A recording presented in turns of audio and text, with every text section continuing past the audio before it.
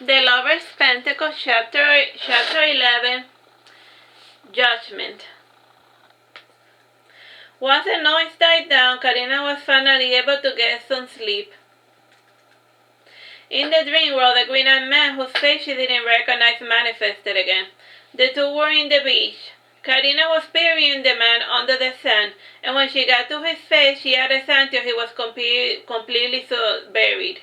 After a time, Karina tried to remove the sand from the person she had buried. When she removed it, instead of uncovering a person made of flesh and blood, all she found were a pile of bones and a human skull. Karina held up the skull towards the sunlight, and just at that moment, green eyes manifested inside the skull. Karina awoke yelling again, and Bruno fell out of the bed with a start. Frowning, he said, "Do you have night terrors every day, or just with me specifically?" "I'm sorry, Bruno. Ever since I asked the witch for a spell, I have been getting night terrors," said Karina apologetically. "Maybe the witch hexed you for not giving her a big enough tip," said Bruno, making spooky gestures with his hand. "I guess, I don't know," said Karina. "You could get a different witch to break the spell, or maybe we can ask a priest for an exorcism," said Bruno, giggling. "Very funny," said Karina dryly. "When did the nightmares begin? Did you see a scary movie?" "I still have alien nightmares till this very day," said Bruno, smiling warmly. "The movie scarred me for life." "The nightmare started on the day that I met you," said Karina. "Now I'm the one who is offended," said Bruno, folding his arm. "I have been a complete gentleman, and pray do tell me what about my behavior inspired those dreams." "Those dreams are not really about you. I thought that they were about you at first, but the man with green eyes that I see in my dreams doesn't have a beard. He isn't beefy.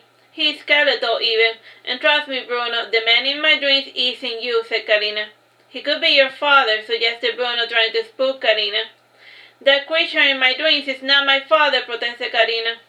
She reached into her nightstand and she brought out a photograph of her father before he was ill. "See, this is what my father looks like." Bruno looked at the portrait and he commented, "I don't know what your ghost looks like, so I can't have an opinion on the matter. And if you want to, I can hold you until you're able to fall asleep again." "Thank you," said Karina, resting her head on top of Bruno's chest. Bruno proceeded to pet Karina's hair while his mind was elsewhere. "Tomorrow is a yoga class in FIU, and do you want to come meditate with me a little?" asked Karina. "Alright, and afterwards we can go sailing. A friend of mine has a little boat in Isla Morada, and he lets me borrow it sometimes," said Bruno. "Sounds fun," said Karina, starting to fall asleep again. Can you believe that after all this time I had never gone sailing? When Karina fell asleep, she dreamed about sailing. The following morning came, and Jack awoke to the sound of someone knocking on the door. It was Karina. She had come to pick up Kain in order to force him to do good yoga with her boyfriend, and she had already conned Alessia and Eugenia into tagging along. Kain wearily left the bed and he opened the door while wearing only his undergarments. Alessia giggled nervously at the sight of quite the magnificent specimen. Bruno too sighed and he frowned with jealousy. Kain, not fully awake, saw what he was wearing and he ran to his room to make himself decent. "We came here to take you to yoga, said Karina. "The yoga class isn't for 2 hours, protested Kain from his room. "We know," said Eugenia. "We also came here to eat breakfast." So you don't call us much, or we brought the ingredients," said Bruno, coming inside with a bag of groceries. Kain went to his room and he got dressed. And he entered his father's bedroom and he tidied out the place over the top. Jack opened his eyes long enough to order his breakfast. Kain brought the mystery box into Jack's bedroom, and he sat down beside his father and he gave him a hug. "I forgive you, father," said Kain. "I know, son," said Jack. "I read your letter." "Yes, my letter," said Kain, narrowing his eyes. Remember that the one who sent Jack the letter wasn't Kain, but Karina pretended to be Kain. Jack sat up and he opened his nightstand, and he petted lovingly the letter that Karina wrote. Jack, with a trembling voice, said, "Every time I start thinking, I reread it." Jack took the letter from his father's trembling hand, and he immediately recognized Karina's calligraphy. In a fury, Kain went with the letter to face Karina, and she turned as pale as a ghost when Kain shoved the letter into her face. Karina, giggling nervously, said, "But everything turned out for the best, didn't it? You made peace with your father thanks to my intervention, so you're welcome, Kain." "How could you you do this to me, Karina? Yelled Kain. Do you have any idea how painful it was to force me to see my father again? If he didn't care about you, he would have just ignored the letter, reasoned Karina. Why did you do this to me? Have I ever forced you to do something that you don't want to? Insisted Kain. But the sidekick, she said that if I made you confront your father, you were going to lose your fear of commitment, like Karina nervously. Get out of my house, Karina, said Kain, pointing towards the door. Stop being a baby, protested Karina. Calm down and make us breakfast. Kain ran out of the house in sandals with no clear direction where he was going. Jack wearily took the car keys and he drove out of the house to find his son. Karina had not pictured her morning starting out that way, and her first instinct was to displace blame. Bruno, did you tell Kain about the letter? Asked Karina. Had I told him about it, he would have made a scene yesterday, said Bruno, dodging around the question. If you doubt me, you can check my messages. Karina took Bruno's phone to check all of his messages, and she also picked up Kain's cell phone to verify that he hadn't received any texts or calls in minutes before finding out the truth. Bruno had also spent the entire night with Karina, and there was absolutely no way he could have communicated to Kain the existence of such a letter. Okay, so it wasn't you, said Karina, folding her arms. Should we go after Kain? Asked Eugenia, worried. When he gets like that, I just leave him alone until he calms down, said Karina. A few blocks away, Jack had caught up to Kain. His son had collapsed due to a major panic attack, and regardless of how much he tried, Kain was unable to breathe, and he was even starting to turn blue. Jack left the car and he called Unla, and he placed his cell phone to his son's ear, and at the sound of Unla's soothing, calming voice, the attack subsided. Kain wearily rested his head against his father's thin chest. Crying, he asked, Tell me, father, if Karina hadn't written you that letter, you were never going to try to see me again. That isn't true, son, lied Jack, and he hugged him before adding, And what do you think I got cleaned up, and what do you think I got a day job? I did it all for you. I did it to be worthy to stand beside you once again. I never despised you for being an addict, Dad, and I never hated you for being unemployed. The only reason I grew to despise you was because you abandoned me. You had no idea how much I used to love you, Daddy, said Kain before his thoughts completely drowned his voice. Jack stood up and thankfully Kain did the same, and he guided his son back to the car. Jack turned on the car and he began to drive, and instead of returning home immediately, Jack circled around the neighborhood a few times to give his son enough time to calm down. When Kain entered the house, it was obvious to everyone that he had been crying. He went to the kitchen and he started making breakfast, and he served his father first. Bruno was the second person to get fed, much to the ire of Karina. Eugenia was the next person to get fed, followed by Alexia, and once Karina was served, Kain went to the bedroom to soak. Jack left his table with his food, and Jack would take a bite from his egg before offering Kain the meal, and Jack smiling sadly said, Here comes the airplane. Please open your mouth before we crash against your nose. Boop. Let's try this again. Land the plane. Kain opened his mouth and he took the bite to eat. Karina had never seen this side of Kain and she didn't know what to make of it. This was not how she had pictured starting her day. Her cell phone started ringing and she turned pale as a sheet when she heard her mother calling. Karina answered the phone and before she even had a moment to respond, Unla was yelling her ear off. And when she was allowed to speak, Karina told her mother about the letter. Karina, your friend is not well. Stop pressuring him, ordered Unla. Stop pressuring him to go to college. Stop pressuring him to make peace with his relatives. And if Bruno being soft with you, I better not catch you sleeping with Kain ever again. He's your friend, not your ragdoll. I'm sorry, Mommy, said Karina meekly. Don't apologize to me. Apologize to Kain, barked Unla before hanging up the phone. Unla was in the beach with her sister, and she felt terrible immediately. She didn't like being strict with her daughter, but the Kain situation was getting out of control. Unla answered Sister Barbara. Was I too harsh on her? You were just about right, said Barbara, looking up from her book. I love the girl to death, but her relationship with Kain is just something I don't approve of. It is a classic, toxic, codependent relationship, said Unla, agreeing with her sister. I should have seen the signs sooner. From far away, the two seemed like your typical friends with benefit, mused Barbara. Back in Canada, Karina was apologizing to her best friend for her thoughtlessness. And since Kain was extremely lonely, he immediately forgave Karina. And someone who didn't instantly forgive Karina was Jack. Kain went to his room and he got dressed to head out with his friends. And Jack got dressed as well in order to chaperone the experience. and he was going to their activities to watch and silently judge all those who surrounded his son. And the arrow then drove to FIU to participate in the yoga class, and the breathing exercise and the soothing voice of the Chinese nun brought peace to Kain's heart. And he was going to learn the little nun Rohini, and she was so different from her self-proclaimed Buddhist monk hippies that often roamed the beach selling their peace of mind and LSD.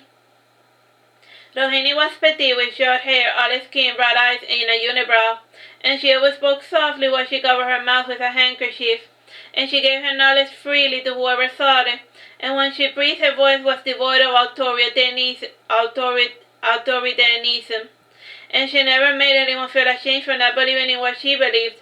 You know, this was actually quite pleasant, said Jack, assuming the seated twist pose.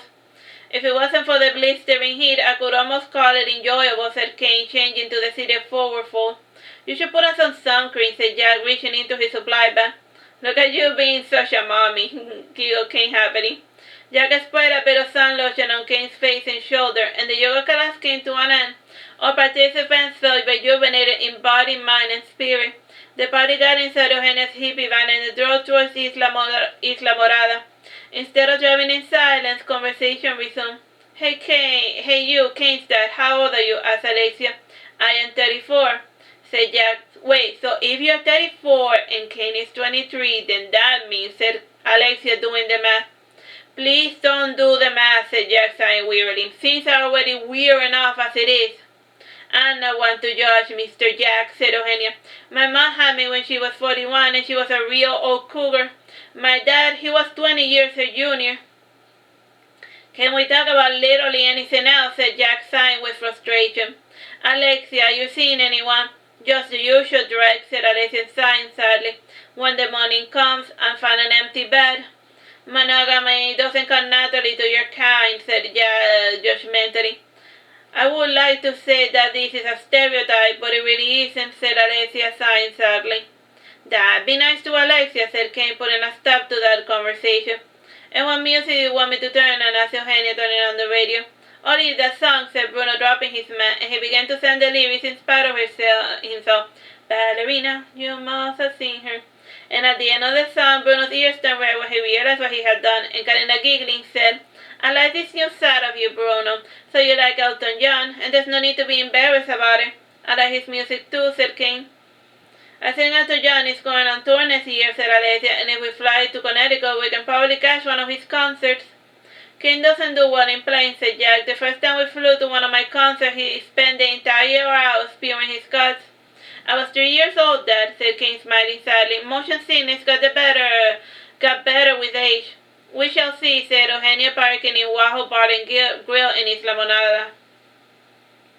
The party left the car and they boarded a 2000 Garlington Sportfish motor yacht.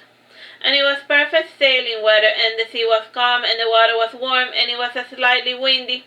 Bruno turned on the yacht, and he left the dock at a leisurely pace, and he was testing the passengers' endurance. And he drove the boat to a shallow bank to allow the passengers to swim about as they felt like it. Karina and Eugenia straight down to their bikinis, and they jumped the water. And Bruno brought out his fishing game, and he settled down to catch dinner. Jack was thankful to have brought his guitar along for the ride, and this gave him something to do to pass the time. Alexia sat on the edge of the boat to dip his toes in the water. Kain, after analyzing his options, jumped into the water, and he splashed around a bit with Karina and Eugenia. And then he swam a few laps around the boat to get his morning exercise out of the way. When he finished tiring himself out, he sat beside Alexia to drink a soda. Alexia imbibed the side of Kain's chiseled torso. Kain looked even more beautiful under the Florida sun, with his body still covered by saltwater droplets that glistened like tiny diamonds. Have you ever slept with a man? Asked Alexia before he could stop himself. Eugenia and Karina started giggling, and the maiden had noticed Alexia drooling over Kain ever since he sat down beside him. Their mirth quadrupled when Jack said, I did once, wouldn't recommend it. I'm sorry, it is just that your son is such a beautiful man, and I am going to shut up now, said Alexia, turning redder by the second. I'm not really that beautiful, I just work out a lot, said Kain. Do not speak bad of yourself, for the warrior within hears your words and is lessened by them, said Bruno before casting his line again. Karina jumped back into the boat and she went to kiss the mouth that had delivered such a beautiful piece of wisdom. And she brought the camera and she took a selfie with Bruno. The boat wobbled a bit and the camera fell to the water. Eugenia swam after it and she brought it back to the surface. She sighed with relief when she noticed that it was waterproof. Eugenia returned to get her picture taken and she posed with the snapper that Bruno had caught. And she also took a few photos with Jack's guitar. And she handed the camera to Jack to have him take photos of herself with Kain. Jack assisted with his task with a dull expression on his face, and this expression was hidden by his 1980s Polaroid sunglasses. His comically large sun hat added to his charm, and Eugenia had Kain carry her for one of the photos. When she went to kiss him, Jack intervened by placing his hand over Kain's mouth, and he said, "Do you like Eugenia?" "I like dancing with her. I enjoy her conversing with her," said Kain, placing Eugenia down. "And she's pleasant company when she's not pressuring me to sleep with her. And she reminds me of my mother. She even laughs like her." "Yes, I noticed that too," said Jack dryly. "I mean, Eugenia, you wouldn't sleep with a guy who resembles your dad, would you?" asked Kain, coming over to stand beside his father. "I guess I wouldn't," lied Eugenia.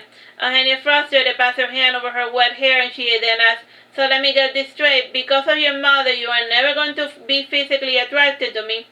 "You already experienced the answer to that question," said Kain. "You were pretty into Eugenia when you were drunk off your ass," commented Bruno. If I was, I don't remember," said Kain apologetically. "And I'm sorry, Eugenia, I have a lot of baggage, and I don't know if I'll be able to be the boyfriend you want me to be." After saying this piece, Kain went to sit beside Bruno in order to fish. And the two fished in silence, quite at peace with the world, and Eugenia, who was feeling physically starved, jumped into the water to swim laps. Karina jumped back into the water in order to raise Eugenia, and she was starting to perceive Eugenia as a threat, and as if sensing that Karina was starting to feel jealous, Bruno handed his fishing rod to Alexia before jumping into the water. And while Karina and Bruno tainted the ocean with their love juices, Alexia attempted to have a normal conversation with Kain. And this was easier said than done.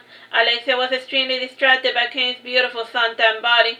"You're starting to burn up," said Jack, bringing out from his supply bag the sun cream. Jack applied it to his son's back and face while Kain did the front and legs. And he noticed that Alexia was almost overcooked, so he offered the sun cream.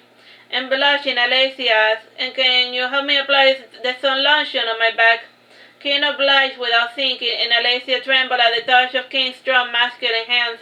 And the simple act alone was enough to get a rise out of Alexia, and Jack, extremely angry, pushed Alexia into the water in order to help the youth cool off.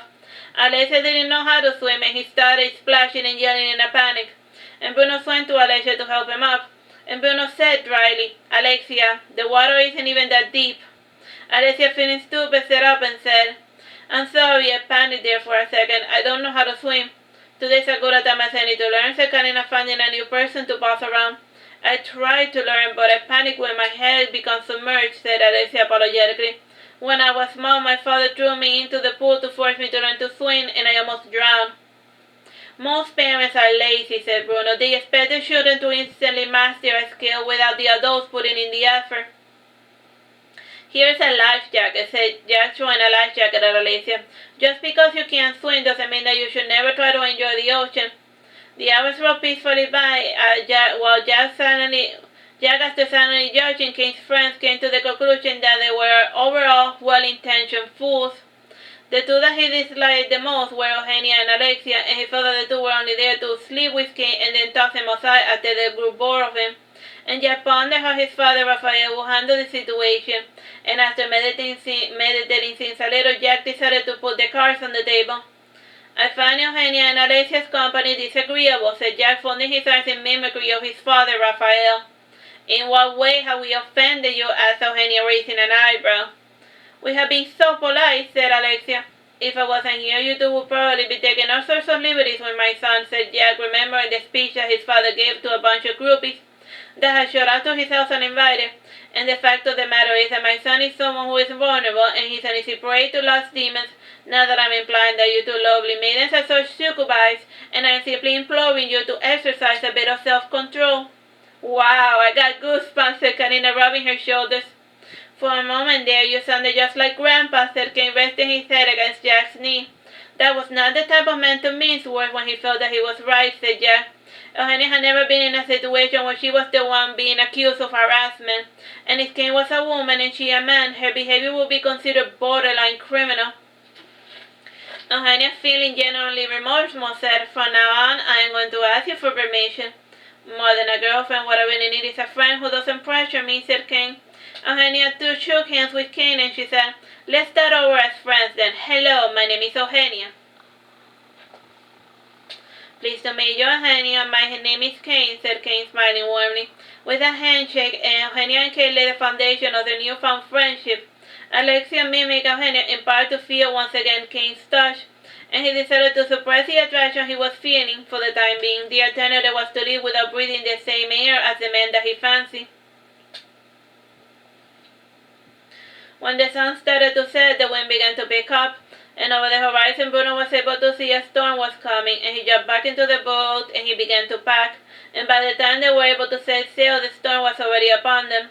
The water became choppy as the party was tossed left and right by the surf, and with such a turbulence, Kain became seasick, and he proceeded to feed the fishes with his stomach content.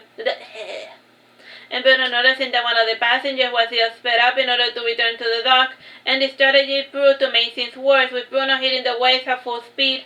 And after 20 grueling minutes, Bruno finally arrived at the docks. As soon as they docked, the rain stopped and the sea grew calm.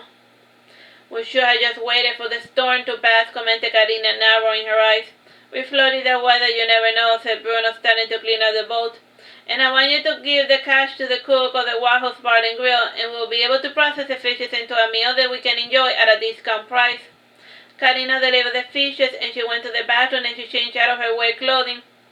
Swimming had left her rather weary, and the Warehouse Bar was a wooden structure set on stilts, and it gave a great view of the dock, the ships, and the ocean. And she found a chair in the closed balcony, and she sat down to rest, and she sent a grotesque to her party to tell them that she had found a chair. And while Eugenia and Alexia were helping Jack with his son, Kain wobbled to the car, and he sighed with relief. Jack wrapped his son in a towel, and he got him changed into a dry clothing. And he looked through Carolina's supply bag, and he found inside a heartbreak medication. "Are you certain you want to eat, Kain?" asked Alexia. "You did throw up a lot." "I'm feeling a lot better now," said Kain, rubbing his belly. "Do you need a walk?" asked Alexia. "I'm fine, really," said Kain, standing up. Back in the balcony, Karina was still waiting for her friends to arrive, and she heard that the chair beside her being pushed back, and she turned her head to see who was sitting beside her. It was a thin green-eyed man from her dreams. Karina blinked, incredulous, and her friends came to sit down beside her. Alright, let's continue with that chapter later. Bye-bye and God bless.